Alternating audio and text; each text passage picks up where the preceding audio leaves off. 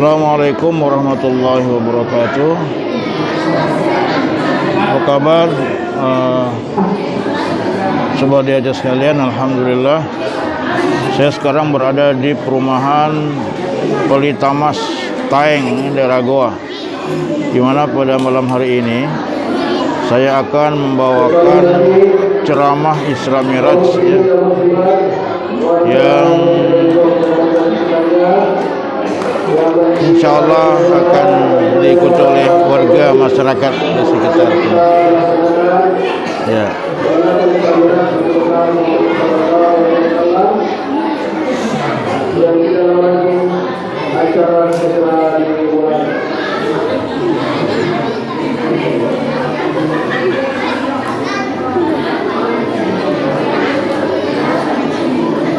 Itu dimulai dengan pemutaran film.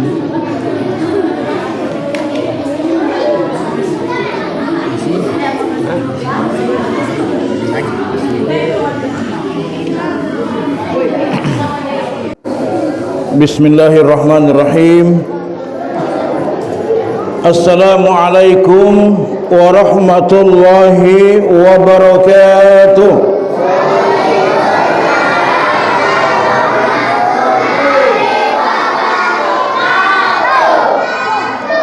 Wah, luar biasa semangat. Meskipun sudah mati lampu, tapi energinya tetap luar biasa ya. Alhamdulillah. Alhamdulillahirabbil alamin. Alhamdulillahilladzi asra bi 'abdihi lailan minal masjidil haram ilal masjidil aqsa. Asyhadu an la ilaha illallah wahdahu la syarika lah wa asyhadu anna Muhammadan 'abduhu wa rasuluhu la nabiyya ba'dah. Allahumma salli wa sallim wa barik ala sayyidina Muhammadin wa ala alihi wa sahbihi ajma'in, amma ba'd. Bapak Ibu sekalian, jamaah Masjid Al-Ikhlas yang semoga dimuliakan oleh Allah Subhanahu wa taala. Alhamdulillah, pada malam hari ini kita patut bersyukur kepada Allah karena telah diberikan nikmat kesehatan, nikmat iman, dan nikmat bisa bersilaturahmi antara sesama warga di perumahan Pelitamas ini. Ya. Kenapa? Karena acara seperti ini sebenarnya sebagai sebuah momentum untuk bisa saling kita bertemu satu sama lain. Mungkin di antara kita ada yang punya kesibukan, ada yang punya kegiatan setiap hari, tidak sempat bertemu. Acara ini insyaallah menyatukan kita semua. Salawat dan salam kita kirimkan kepada yang mulia junjungan kita semua, Rasulullah Muhammad sallallahu alaihi wasallam, beserta seluruh keluarga dan para sahabat beliau. Ya. Pada malam hari ini insyaallah mudah-mudahan kita semua masih dalam keadaan sehat. Tadi sempat mati lampu, saya juga tadi kaget, ini sekitar masjid menyala semua aja. Ternyata masjidnya dia mati lampu ya. Ternyata ada yang koslet ya. Masih untung listriknya yang koslet, lampunya yang koslet daripada jamaahnya yang koslet. Jadi insyaallah jamaahnya tetap insyaallah semangat. Padi. Ya. Kegiatan kita malam hari ini adalah tentang kajian. Ya. Ibu-ibu sudah semangat? Semangat ya Bu ya. Jadi malam hari ini kegiatan kita lah kajian Isra dan Mi'raj, sebagaimana yang kemudian disampaikan oleh Ustaz Herman sebelumnya kepada saya. Jadi kita ini tidak dalam bentuk peringatan Ustaz, tapi dalam bentuk kajian. Ya, kajian Isra Mi'raj. Nah, maka kemudian saya berinisiatif untuk membuatkan slide membuatkan PowerPoint karena bentuknya kajian, maka saya bentukkan dalam bentuk PowerPoint. Ya, ini barangkali baru pertama kali di sini di goa atau mungkin di masjid ini kita ada kegiatan Isra Mi'raj dengan menggunakan PowerPoint, Pak, Ibu ya. Apa tujuannya? Supaya tujuannya nanti bisa dicatat, ya, supaya tidak sekedar saya menyampaikan tapi tidak ada yang dilihat, dibaca. Nah, ini maksudnya. Nanti insya Allah filenya kalau mau diambil silakan diambil, bisa dipelajari Bapak Ibu sekalian. Nah, pada kesempatan ini di dalam slide saya itu saya sampaikan tentang rahasia Allah Subhanahu wa taala dalam peristiwa Isra dan Mi'raj. Sesungguhnya banyak sekali rahasia-rahasia Allah yang terkandung dalam peristiwa Isra dan Mi'raj ini. Ya. Nah, kita awali bahwa peristiwa Isra Mi'raj ini sebenarnya adalah peristiwa yang diawali dengan tahun duka cita atau disebut dengan Amul Huzni, ya, Amul Hazan, yaitu tahun duka cita. Kenapa disebut tahun duka cita? Di sini masih ada yang belajar sejarah Islam, SKI, ada yang SMP atau SMA yang belajar SKI, ya, anak-anakku sekalian, ada yang masih belajar sejarah Islam? Masya Allah, belum waktunya makan lah, sebentar.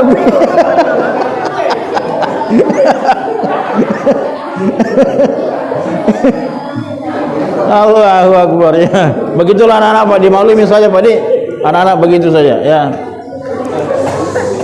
Ya, baik. Tahun duka cita, di mana Pak disebut tahun duka cita ini adalah ketika meninggalnya orang-orang yang dicintai oleh Rasulullah Sallallahu Alaihi Wasallam, di mana mereka ini adalah orang yang senantiasa melindungi beliau, melindungi dakwah beliau. Ingat bahwa dakwah itu memang butuh perlindungan dari orang-orang yang punya kekuatan, baik kekuatan dari sisi jabatan atau kekuatan dari sisi harta, ya. Nah, Rasulullah Shallallahu Alaihi Wasallam memiliki perlindungan dari dua kekuatan, satu yang memiliki kekuasaan dan yang kedua memiliki harta. Yang pertama punya kekuasaan adalah Abu Talib, paman beliau.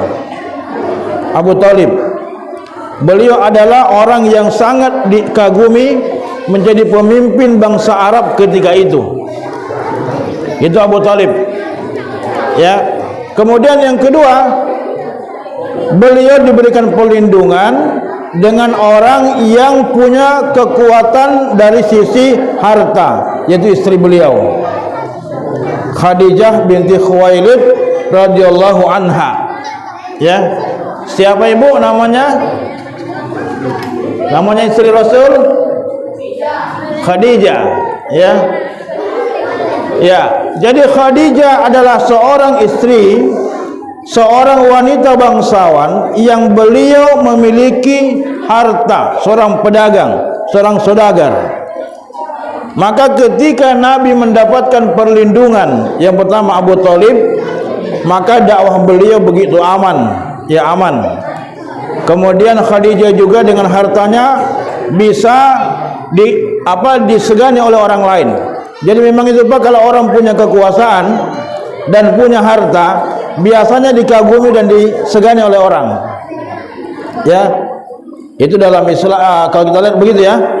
Jadi dalam sebuah masyarakat, siapapun dia, kalau dia punya jabatan dan kekayaan, biasanya itu orang yang dipandang atau terpandang. Betul atau tidak, Pak? Ya. Tapi tentu dalam Islam tidak ada istilah begitu sebenarnya, ya. Dalam Islam itu semua orang sama di hadapan Allah Subhanahu wa taala. Karena tidak harus orang yang mulia itu tidak ditentukan dari kekuatan jabatan atau hartanya. Nah, cuman dari sisi masyarakat begitu modelnya. Nah, Rasulullah SAW, ya, beliau memiliki perlindungan dari dua orang ini. apapun yang beliau lakukan, beliau ditentang oleh orang Quraisy, maka dua orang ini selalu membela beliau. Yang pertama Abu Thalib, yang kedua Khadijah. Nah, ketika tahun duka cita, apa itu? Bahwa paman beliau bernama Abu Thalib itu meninggal dunia. Kira-kira pada bulan Rajab tahun ke-10 kenabian. Pada tahun keberapa? Anak-anak sekalian? Tahun ke-10 kenabian. Ya. Nah, jadi beliau meninggal. Sehingga ketika meninggal Abu Thalib, maka tidak ada orang yang punya kekuasaan yang kemudian melindungi beliau. Dakwah beliau semakin terancam. Ya, beliau semakin disakiti oleh orang-orang Quraisy. Karena dibilang, siapa lagi di belakang Muhammad? Tidak ada nih. Ya. Jadi siapa dekengmu istilahnya kalau kita sekarang, ya? Tidak ada yang dekengmu Muhammad. Tidak ada. Nah, jadi yang pertama Abu Thalib. Tidak lama kemudian, 2 bulan setelah wafatnya paman beliau, maka Khadijah binti Khuwailid, istri beliau, kemudian meninggal dunia pula.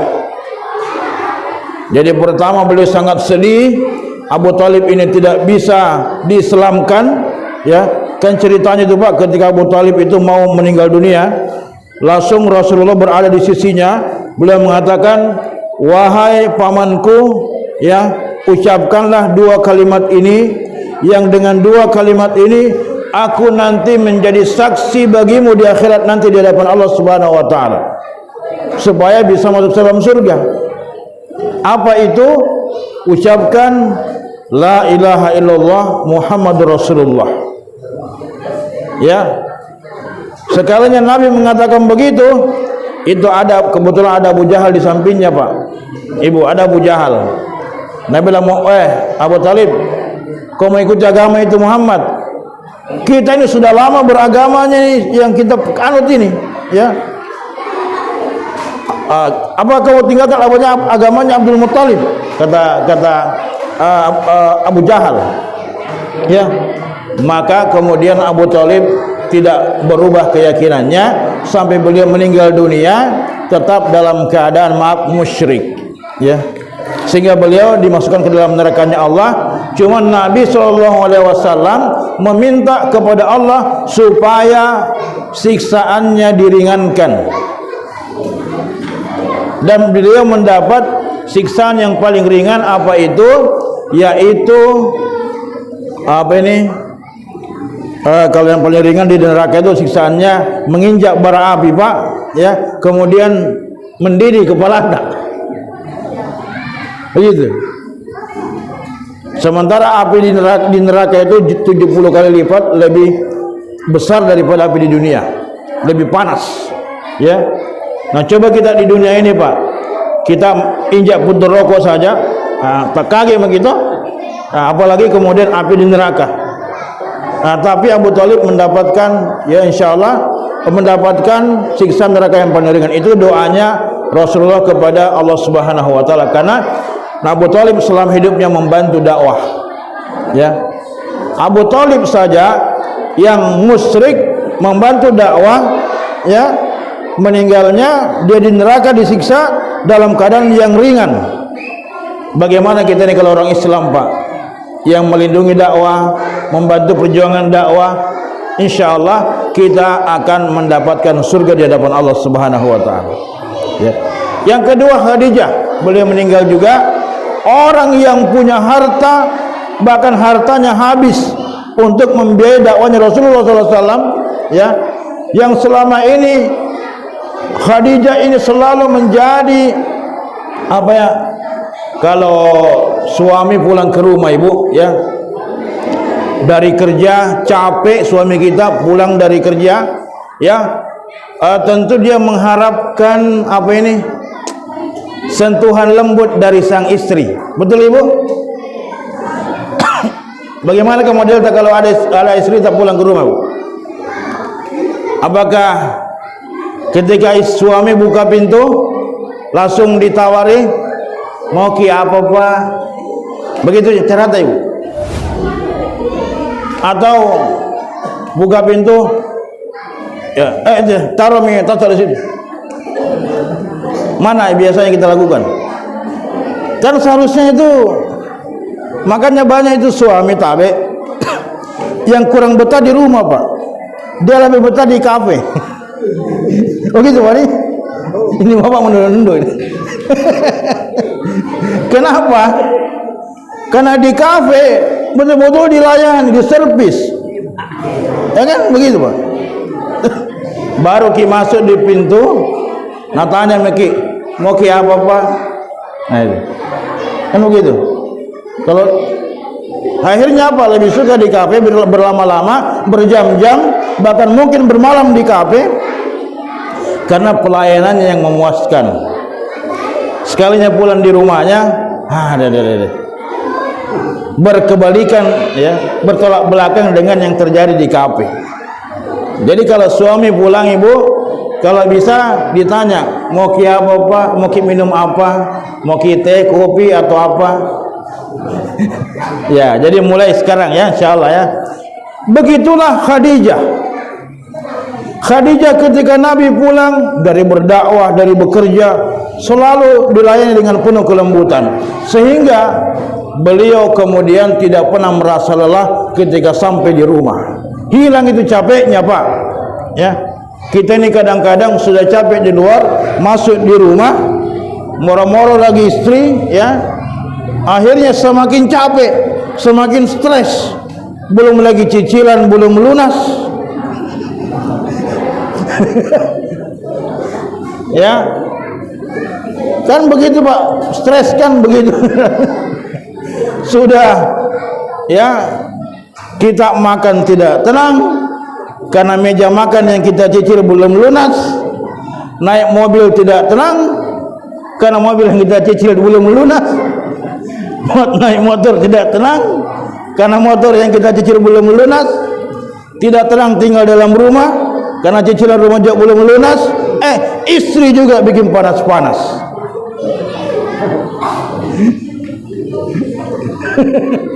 Ini yang terjadi. Nah, Khadijah radhiyallahu anha, beliau selalu menyenangkan suaminya, sehingga kepergian beliau begitu disedihkan oleh Rasulullah SAW, begitu menyedihkan, ya. Jadi tidak ada kadang orang yang membantu beliau, ya. Akhirnya apa? Dengan kesedihan tersebut, maka kemudian Allah Subhanahu wa taala menghibur hati Rasulullah dengan melakukan peristiwa Isra dan Mi'raj, ya. Baik. Bapak Ibu sekalian, jamaah yang dimuliakan Allah Subhanahu wa taala. Isra dan Mi'raj, ya, adalah perkara iman, ya. Kita bisa buka bahwa Isra Mi'raj itu dalam surat Al-Isra ayat 1. Ini yang menjadi acuan kita, ya. Allah Subhanahu wa taala berfirman sebagaimana tadi alhamdulillah dibacakan oleh qori'nya, ya. Ananda Rashid, ya. Ananda Rashid. Rashid Amata Rifai. Ya, jadi tolong nanti catat namanya, ya. Kemudian saya minta nomor HP-nya, nanti saya kirimkan linknya. Nanti saya masukkan di channel saya ini. Beliau bisa dibuka channel saya punya channel YouTube namanya Denny Hakim Channel. Denny Hakim Channel, di situ ada ceramah-ceramah, ada bahasa Makassar, bisa dilihat, Pak, ya. Dari mubalik-mubalik ada di kota Makassar, termasuk ceramah saya juga ada di situ. Macam-macam lah di situ, ya. Ada perjalanan saya dakwah kemana gitu, ya. Ada juga tilawah-tilawah. Jangan lupa comment, like and share and subscribe. Subscribe. Ya, subscribe, ya. Subscribe. Ya begini, Pak, kalau ustaznya YouTuber kemana-mana bawa beginian, ya, baru tidak ada timnya kok dong. Ya, alhamdulillah, silakan, ya, dibuka nanti. Saya edit dulu baru kemudian saya posting. Allah Subhanahu wa taala berfirman dalam surat Al-Isra ayat 1. A'udzubillahi minasyaitonir rajim. Subhanalladzi asra bi 'abdihi lailan minal masjidil haram ilal masjidil aqsa alladzi barakna haulahu linuriyahu min ayatina innahu huwas samiul basir. Ya. Jadi di situ Allah Subhanahu wa taala ya menceritakan ya secara global tentang peristiwa Isra dan Mi'raj ini. Ya. Inilah ayat yang selalu kita kaji dan tidak ada ayat yang lain selain ayat ini. Tadi juga dibacakan surat An-Najm ya. Ada juga di situ di surat An-Najm di mana Nabi SAW langsung berada di Sidratil Muntaha ya. Nah, oke. Baik. Nah, dari ayat ini saya akan menjelaskan beberapa poin Bapak Ibu sekalian. Yang pertama bahwa Isra dan Mi'raj adalah perkara iman. Perkara apa Ibu? Iman Pak ya. Perkara iman. Ya. Artinya apa? Bahwa apabila Allah Al-Quran menceritakan sesuatu peristiwa, maka tidak ada sikap yang lain lagi bagi kita kecuali menerima dan mengimani apa yang disampaikan oleh Al-Quran tersebut. Kenapa? Karena dia datang dari Allah Subhanahu wa taala. Ya. Jadi Isra Mi'raj ini perkara iman, perkara gaib yang akal tidak mampu menjangkaunya. Di luar kemampuan manusia, Pak. Di luar kemampuan manusia. Ya. Jarak yang ditempuh 200 berapa ya? Jaraknya dari Mekah ke Masjidil Aqsa itu sekitar 2000 km. Yang kalau orang dulu menempuh jarak itu dengan mengendarai unta dan sampai dalam waktu 1 bulan. Ya, begini. Secara kemampuan manusia tidak akan mampu ya melakukan perjalanan cuma 1 malam. Kemudian secara akal tidak masuk di akal, Pak. Tidak masuk di akal. Ya, maka kemudian tidak heran kalau orang-orang Quraisy ketika itu disampaikan perkara ini, mereka mengatakan itu Muhammad ada gila mantong itu Muhammad itu. Ya. Itu. Kenapa? Karena tidak masuk di akalnya. Ya, memang kalau kita lihat dari sisi Muhammad sebagai manusia. Ya. Tapi ini bukan perlakuan manusia, ya. Tapi dia datang dari Allah Subhanahu wa taala. Nah, oleh karena itu ketika kita melihat perkara Isra Mi'raj ini, maka kita harus menggunakan metode berpikir level 2, Pak. Wah, ada metode berpikir level 2. Berarti ada level 1, ada level 2, ada level 3. Itu saya pelajari khusus, Pak. Ya. Apa itu metode berpikir level 1? Metode berpikir untuk melihat sesuatu yang terindra. Manusia itu kalau berpikir tentu ada fakta yang dilihat, ya. Ada faktanya, ya. Ada panca indera, mata atau telinga atau yang indera pengecap. Apalagi ya, ada 5 aja. Atau kemudian setelah itu ada otak yang sempurna. Lalu ada informasi sebelumnya sehingga kita bisa menyimpulkan ini adalah air mineral. Itu berpikir tingkat 1, berpikir rasional. Ya. Kenapa kita tahu bahwa ini adalah mic? Kira-kira Pak, kalau tidak ada informasi sebelumnya bahwa ini adalah mic, kita tahu tidak bahwa ini adalah mic? Tidak, Pak. Tidak, ya. Kita tahu karena ada informasi sebelumnya. Sama dengan kipas dan sebagainya lah. Kalau tidak ada informasi sebelumnya, kita tidak akan tahu bahwa ini adalah benda yang sekarang kita definisikan. Itu berpikir tingkat 1. Nah, ada metode berpikir tingkat 2, yaitu mengetahui perkara-perkara yang gaib, yang akal tidak mampu menjangkaunya. Ya. Nah, itu tentu membutuhkan dalil, bukan akal, tapi dalil nakli dari firman Allah Subhanahu wa taala. Perkara Isra Mi'raj, perkara gaib yang itu kita harus yakini berdasarkan dalil-dalil yang ada, dan dalil ini bisa dibuktikan kebenarannya, ya, bisa dibuktikan kebenarannya, pasti kebenarannya, tidak ada sesuatu yang direkayasa di dalamnya. Dia datang dari Allah Subhanahu wa taala. Oke, berikutnya. Baik, itu yang pertama Bapak Ibu sekalian. Maka perkara iman, apapun yang datang dari Allah, maka kita imani, jangan kita tolak. Sami'na wa ata'na, ya. Bukan sami'na wa asaina atau sami'na wa pikir-pikir dulu, ya. Yang kayak begitu. Ya, jadi kayak orang Yahudi, sami'na wa pikir-pikir dulu, ya. Baik. Yang berikutnya, mengapa Allah Subhanahu wa taala memulai dengan kata subhana, ya, dengan kalimat subhana, subhanalladzi, subhana. Tapi Bapak, apa artinya subhana, Pak?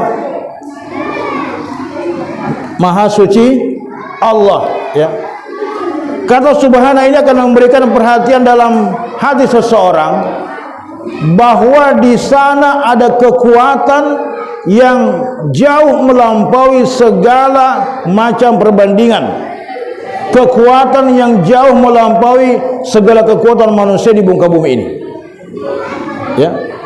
Artinya memang Allah Subhanahu wa taala itu dia adalah memiliki, ya, maha suci zatnya, maha suci sifatnya, dan maha suci perbuatannya dari segala bentuk kesamaan.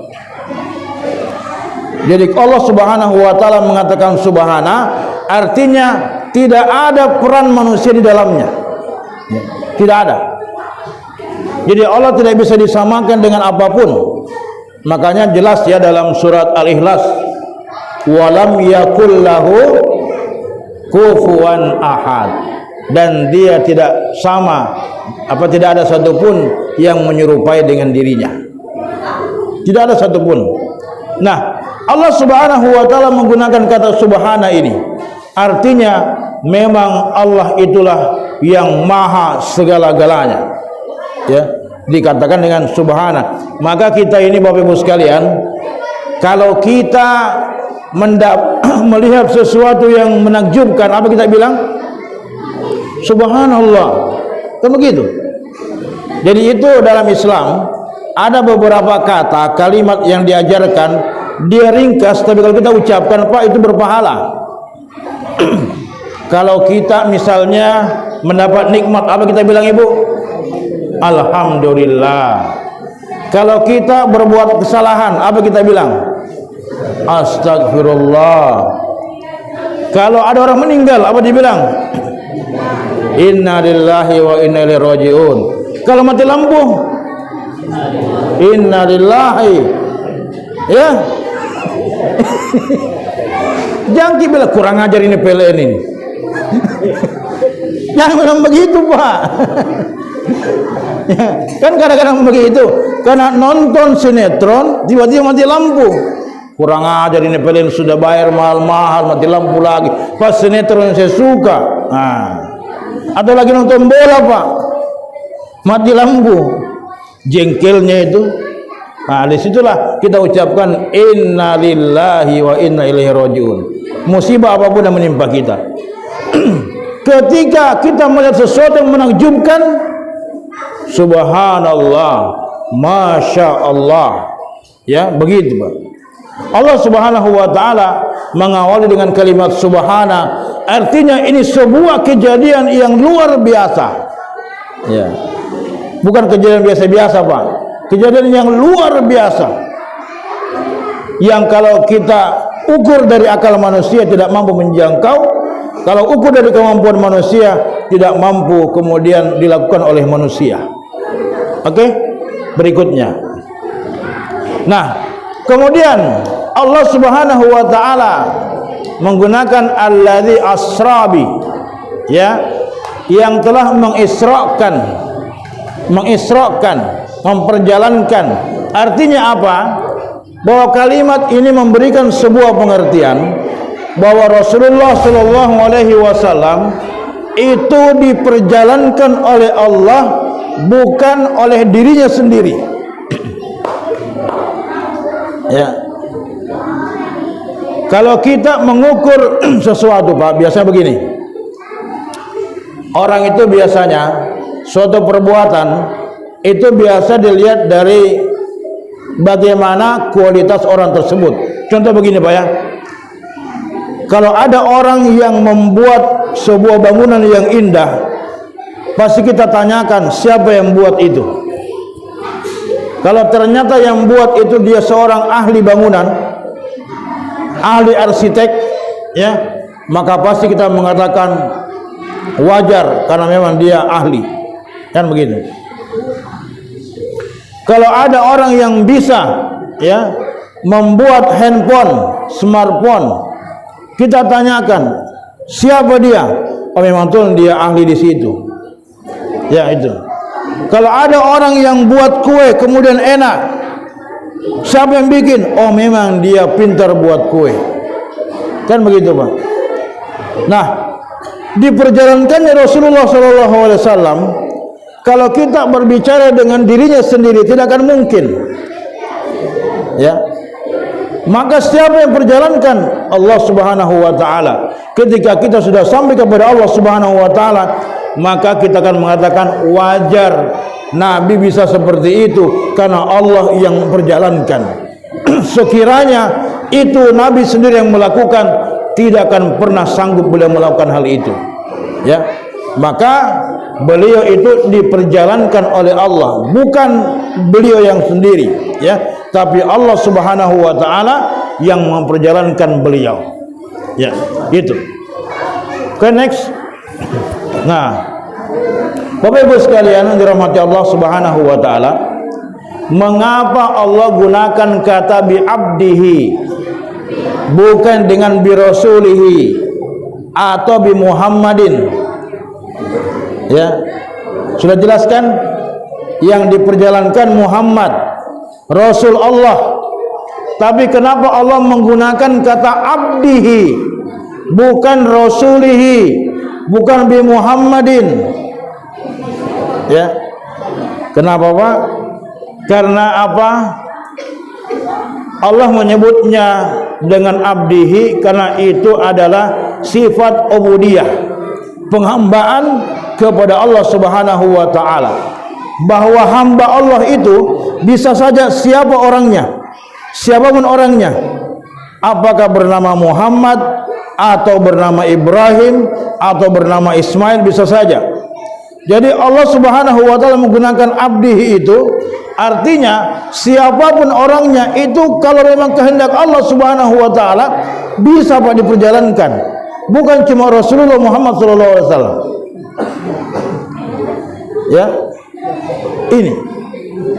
Tapi Allah sudah menentukan dan Allah sudah memilih siapa orang yang layak untuk diperjalankan oleh Allah Subhanahu wa taala menerima tugas mulia, yang tugas mulia itu nanti adalah menerima perintah salat 5 waktu.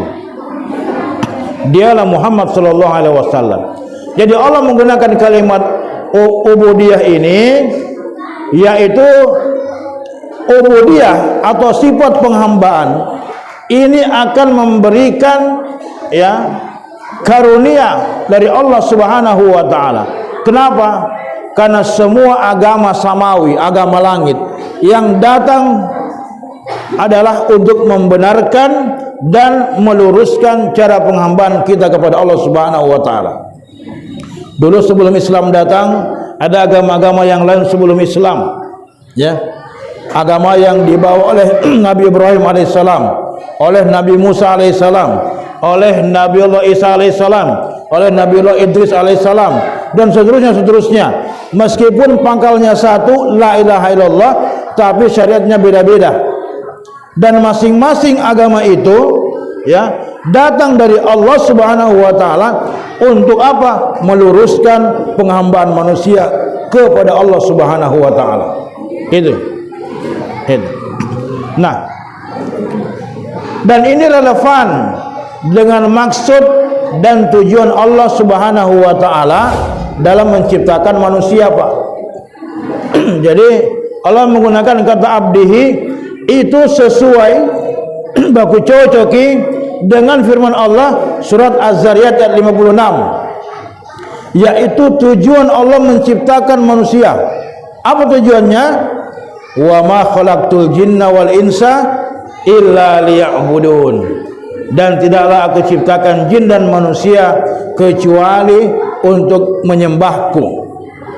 Jadi sebenarnya Pak, tidak ada maksud dan tujuan Allah menciptakan kita manusia Bapak Ibu sekalian kecuali untuk beribadah. Tujuannya Allah itu. Cuman manusia kan kadang-kadang kalau ditanya apa tujuan hidupnya, ada yang saya mau kaya, ada yang saya mau terkenal. Kemarin ada anak-anak SMP, mungkin jadi apa nak? Kalau besar mau jadi YouTuber katanya. Wih, jadi YouTuber. Langsung saya ingat dia, sama saya ini. Kenapa kita mau jadi YouTuber nak? Banyak uangnya. Iya, banyak uangnya. Padahal saya belum juga terima uang. Ya, katanya begitu. Mau jadi kaya, mau jadi terkenal, ya, macam-macam. Setiap orang ketika ditanya. Padahal sebenarnya, ya, maksud dan tujuan Allah Subhanahu wa taala menciptakan kita manusia dalam rangka ibadah kepada Allah. Dan ibadah itu adalah taatillah wa khudu'un lahu waltizamu ma syara'ahu minad din. Ibadah itu adalah taat secara total kepada Allah, tunduk kepada Allah, dan terikat dengan aturan yang disyariatkannya. Itu. Jadi aturan-aturan yang datang dari Allah Subhanahu wa taala itulah bagian daripada ibadah kita kepada Allah. Islam sudah mengatur bagaimana hubungan manusia dengan Allah dalam bentuk akidah, dalam bentuk ibadah, Pak. Kita tadi sudah sholat Isya. Itu semua bukan Nabi yang bikin, tapi Allah yang buat bagaimana tata caranya. Kemudian ya, Islam mengatur hubungan manusia dengan dirinya sendiri, tata cara berpakaian, bagaimana pakaian dikenakan oleh laki-laki, oleh perempuan, ya, batas-batas auratnya, itu jelas itu. Ketika manusia melanggar, maka dia berdosa. Islam mengatur bagaimana hubungan manusia dengan sesamanya. Islam punya bagaimana konsep bernegara, konsep politik, konsep pendidikan, konsep sosial, konsep ekonomi. Kenapa? Karena Islam agama yang kafah, syamil, sempurna, mengatur seluruh aspek kehidupan. Itulah ibadah. Kalau hidup kita mau ibadah, maka semua aspek kehidupan kita harus dalam rangka taat kepada Allah Subhanahu wa taala. Ya, maka kenapa Allah menggunakan kata abdihi. Next. Nah, minal masjidil haram ilal masjidil aqsa. Ya, apa rahasianya? Di antaranya adalah dari Masjidil Haram ke Masjidil Aqsa. Ya, sekarang Pak, tabi Masjidil Aqsa itu dikuasai oleh Yahudi, ya. Ya. Jadi ada 3 tempat yang disucikan umat Islam. Yang pertama, kiblat yang pertama adalah Masjidil Aqsa. Yang kedua adalah Masjid Nabawi. Yang ketiga adalah Masjidil Haram, ya, di Makkah Al-Mukarramah. Nah, ini bisa kita pelajari kenapa Allah Subhanahu wa taala menjadikan Masjidil Haram sebagai titik tolak, kemudian Isra ke Masjidil Aqsa. Karena Mekah itu nanti menjadi titik tolak dakwah beliau. Beliau pertama kali itu dakwah dari Mekah. Sehingga apa? Melewati daerah-daerah yang kemudian, ya, sampai ke Masjidil Aqsa itu kan antara Masjidil Haram ke Masjidil Aqsa itu kan banyak yang dilewati perkampungan. Negara-negara sekarang, wilayah Syam, Pak, yaitu dilewati. Yang semua itu menjadikan risalah Islam bisa dianut oleh seluruh manusia. Ini menjadikan bahwa risalah Islam adalah risalah yang universal atau rahmatan lil alamin, untuk semua manusia. Kalau sebelumnya nabi-nabi terdahulu sebelum beliau diutus untuk umatnya saja, ya. Tapi Rasulullah Muhammad sallallahu alaihi wasallam diutus bukan untuk satu umat tapi untuk seluruh manusia. Maka disebut sebagai rahmatan lil alamin. Dan rahmatan lil alamin itu adalah, rahmat itu artinya apa? Jalbul masalih darul mafasid, menghilangkan keburukan dan mendapatkan kebaikan. Dan itu tentu ketika Islam ditegakkan, insya Allah akan mendatangkan kebaikan dan menolak keburukan-keburukan. Itu Pak ya. Next, tapi Ustaz, saya next kina.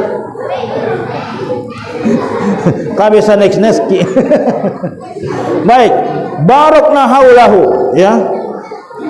Di mana Allah Subhanahu wa taala memberkahi sekitarnya. Jadi daerah yang dilewati dari Masjidil Haram ke Masjidil Aqsa itu semua diberkahi oleh Allah. Apa diberkahinya? Menurut tafsir disebutkan adalah tanaman-tanamannya, pohon-pohonnya, buah-buahannya, itu Pak. Jadi ada yang bertanya, kenapa sekarang terjadi banyak peperangan ya di daerah-daerah itu, kayak di Suriah apa segala macam ya? Tentu itu kesalahan umat Islam sendiri ya. Kesalahan umat Islam.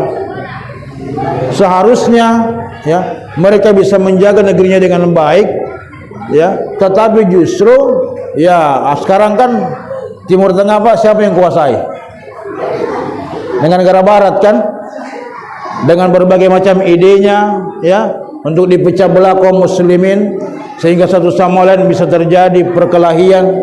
Itu yang terjadi Pak. Maka sesungguhnya Allah ingin melihat apakah ada persatuan yang ingin diciptakan oleh kaum muslimin atau tidak, kalau ingin mendapatkan berkahnya ya itu. Nah, itu jadi begitu Pak. Kemudian Allah Subhanahu wa taala mengatakan linuriyahu min ayatina. Allah Subhanahu wa taala menampakkan kepada Nabi sebagian dari tanda-tanda kekuasaannya. Apa itu? Di antaranya Pak ya, ketika dalam perjalanan Isra Mi'raj itu Nabi bertemu dengan bidadari-bidadari. Ya, ditanya, "Siapa kalian?" "Kami adalah bidadari yang berada di surga. Kami adalah yang akan menjadi istri-istri dari orang-orang yang bertakwa kepada Allah Subhanahu wa taala, yang taat kepada Allah, dan kami tidak akan pernah beranjak dari surga." Ini. Itu kalau kita buka dalam tafsir ya. Demikian pula Nabi bertemu dengan para nabi dan para rasul. Jadi ketika sampai di Masjid Aqsa, Nabi itu diminta jadi imam sholat. Jadi imam sholat Pak ya. Dan beliau tidak tahu siapa yang diimami sebenarnya. Setelah selesai sholat, beliau bertanya kepada Jibril, "Wahai Jibril, siapa mereka itu yang di belakang tadi sholat?" Jibril mengatakan, itu adalah para nabi dan rasul Allah Subhanahu wa taala. Bayang.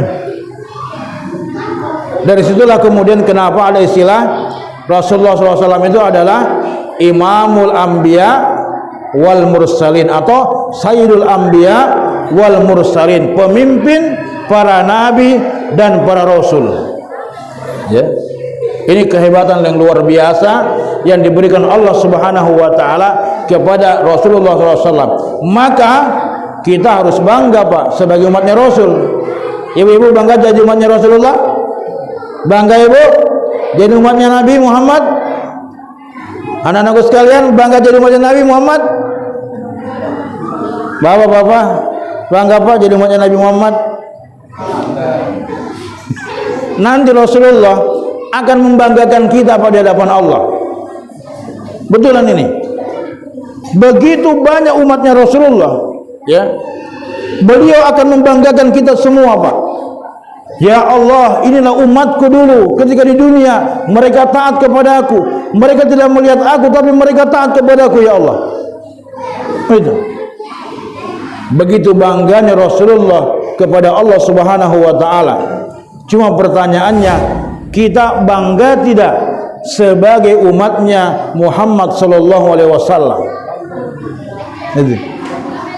Jangan sampai kemudian kita injak-injak syariatnya. Kalau kita bangga, tidak mungkin kita melecehkan syariatnya. Kalau kita bangga, tidak mungkin kita melecehkan ajarannya. Kalau kita bangga, tidak mungkin kita melecehkan pendakwahnya. Kalau kita bangga, tidak mungkin kita melecehkan apa yang terkandung dalam Al-Quran dan Sunnah Rasulullah. Kalau memang kita bangga menjadi umatnya Rasulullah SAW, maka kita harus siap membela Rasulullah SAW, menjalankan ajaran-ajarannya tentunya. Baru kita layak menjadi kebanggaan oleh Rasulullah SAW di akhirat nanti, Pak. Oke?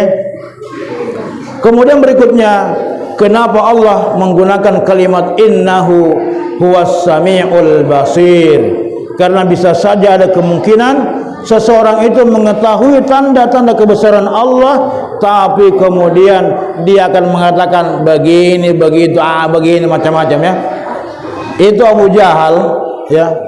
Abu Jahal itu sudah jelas-jelas ya, dikasih apa istilahnya, diberikan tanda-tanda kebesaran Allah, tapi apa nak bilang? Itu Abu Jahal itu. Makanya kenapa Pak namanya Abu Jahal? Sebenarnya dia orang yang tidak bodoh ji, tidak bodoh ji orangnya Pak. Abu Jahal itu dia orangnya pintar, cerdas, tapi karena menutupi kebenaran, tidak menerima kebenaran, maka disebut Abu Jahlun, bapaknya kebodohan.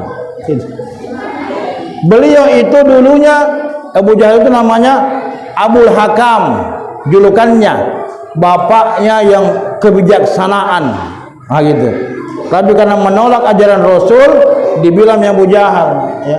Jadi kalau ada sekarang yang seperti itu, ya mungkin cucunya Abu Jahal, keturunannya. Ya, boleh jadi juga karena Allah Subhanahu Wa Taala telah melihat dan mendengar caci maki dan perkataan hujatan dari orang-orang kafir terhadap Rasulullah SAW. Kemudian Allah Subhanahu Wa Taala hendak memperlihatkan kekuasaannya kepada nabinya dengan cara melakukan perjalanan Isra dan Mi'raj. Inilah kenapa Allah menggunakan kalimat innahu huwas sami'ul basir. Dialah Allah yang memiliki, yang maha mendengar dan yang maha melihat. Ya, Bapak Ibu sekalian, jamaah yang dirahmati Allah Subhanahu Wa Taala, inilah beberapa hal yang saya bisa angkat ya dari ayat tadi. Ini saya ambil dari beberapa sumber, di antaranya adalah dari diskusi yang dilakukan oleh guru besar Universitas Al-Azhar Kairo, yaitu almarhum Dr. Syekh Mutawalli Asy-Sya'rawi, dalam sebuah diskusi namanya Nurun ala Nur ya, dan juga dari kitab-kitab yang lainnya ya. Mudah-mudahan kajian kita sebenarnya ini baru sebagian kecil saja ya, tapi ya waktu kita terbatas ya. Mudah-mudahan apa yang kami sampaikan ini insyaallah bisa memberikan tambahan ilmu buat kita semua. Setidaknya mudah-mudahan semakin yakin dengan Isra Mi'raj ini dan semakin yakin dengan ajaran Allah Subhanahu Wa Taala, sehingga kita tergerak untuk senantiasa menjalankan apa yang Allah Subhanahu Wa Taala turunkan kepada kita semua. Kira-kira inilah yang bisa kami sampaikan, Bapak Ibu sekalian. Marilah kita berdoa kepada Allah Subhanahu Wa Taala, semoga Allah Subhanahu Wa Taala memberikan kita kebaikan ya. A'udzubillahi minasyaitonirrajim. Bismillahirrahmanirrahim. Alhamdulillahirabbil alamin. Hamdan yuwafi ni'amahu yukafi mazidah. Ya Rabbana walakal hamdu kama yanbaghi li jalali karim wa 'azimi sultanik. Allahumma arinal haqqa haqqan warzuqna ittiba'ah wa arinal batila batila warzuqna ijtinabah. Allahumma rabbana zalamna anfusana wa illam taghfir lana wa tarhamna lanakunanna minal khasirin. Allahumma inna nas'aluka salamatan fid din wa afiyatan fil jasad wa ziyadatan fil ilmi wa barakatan fil rizqi wa taubatan qabla al maut wa rahmatan 'inda al maut wa maghfiratan ba'da al maut. Allahumma hawwin 'alaina fi syakaratil maut wan najata minan nar wal afwa 'indal hisab. Ya Allah, ya Tuhan kami, ampunkanlah dosa-dosa kami, ampunkanlah dosa kedua orang tua kami, ampunkanlah dosa keturunan kami, ampunkanlah dosa kaum muslimin dan muslimat. Ya Allah, ya Tuhan kami, berikanlah keberkahan di masjid ini ya Allah, di tempat tinggal kami, di perumahan Pelita Mas ini ya Allah. Ya Allah, ya Tuhan kami, berikanlah keberkahan di negeri kami yang kita cintai, Indonesia ini ya Allah, dan berikanlah keberkahan kepada seluruh kaum muslim dan muslimat yang ada di dunia ini ya Allah. Ya Allah, ya Tuhan kami, dengan kemuliaan Nabi-Mu, maka berikanlah syafaat Nabi-Mu kepada kami ya Allah, sehingga kami bisa selamat di akhirat nanti dan masuk ke dalam surga-Mu ya Allah. Ya Allah, ya Tuhan kami, jadikanlah kami semua sebagai umat-Mu yang senantiasa taat kepadamu, menjalankan syariat-Mu ya Allah, dan jauhkanlah kami dari kemungkaran, dari kemaksiatan, dari pengingkaran ya Allah. Allahumma rabbana atina fid dunya hasanah wa fil akhirati hasanah wa qina adzaban nar. Subhana rabbika rabbil izzati amma yasifun wa salamun alal mursalin walhamdulillahi rabbil alamin. Demikianlah apa yang kami sampaikan. Terima kasih atas segala perhatian. Mohon maaf atas segala kekurangan. Usikum nafsi bittaqwallah faqad fazal muttaqun. Wassalamu alaikum warahmatullahi wabarakatuh.